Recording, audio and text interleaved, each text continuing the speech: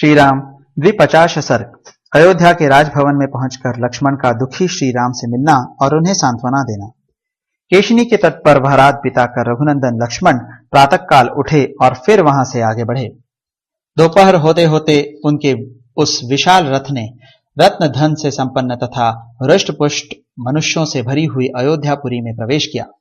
वहां पहुंचकर परम बुद्धिमान सुमित्रा कुमार को बड़ा दुख हुआ। वे सोचने लगे, मैं श्री रामचंद्र जी के चरणों के समीप जाकर क्या कहूंगा। वे इस प्रकार सोच विचार कर ही रहे थे कि चंद्रमा के समान उज्जवल श्री राम का विशाल राजभवन सामने दिखाई दिया। राजमहल के द्वार पर रथ से उतरकर वे नरश्रेष्ठ लक्ष्मण नीचे मुख किए दुखी मन से बेरोक टोक भीतर चले गए। उन्होंने देखा श्री रघुनाथ जी दुखी होकर एक सिंहासन पर बैठे हैं और उनके दोनों नेत्र आंसुओं से भरे हैं।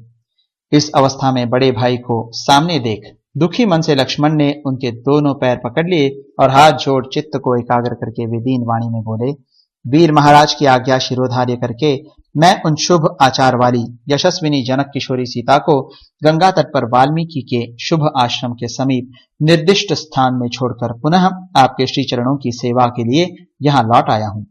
पुरुष सिंह, आप शोक न करिए, काल की ऐसी ही गति है। आप जैसे बुद्धिमान और मनस्वी मनुष्य शोक नहीं करते हैं। संसार में जितने संचय हैं उन सब का अंत विनाश है।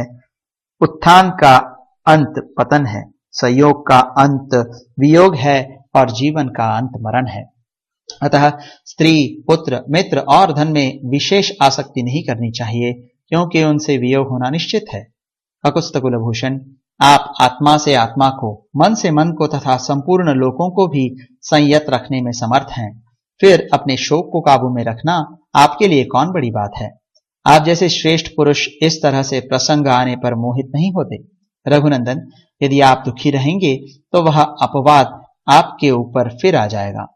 नरेश्वर, जिस अपवाद के भय से आपने मिथिलेश कुमारी का त्याग किया है, निसंदेह वह अपवाद इस नगर में फिर होने लगेगा।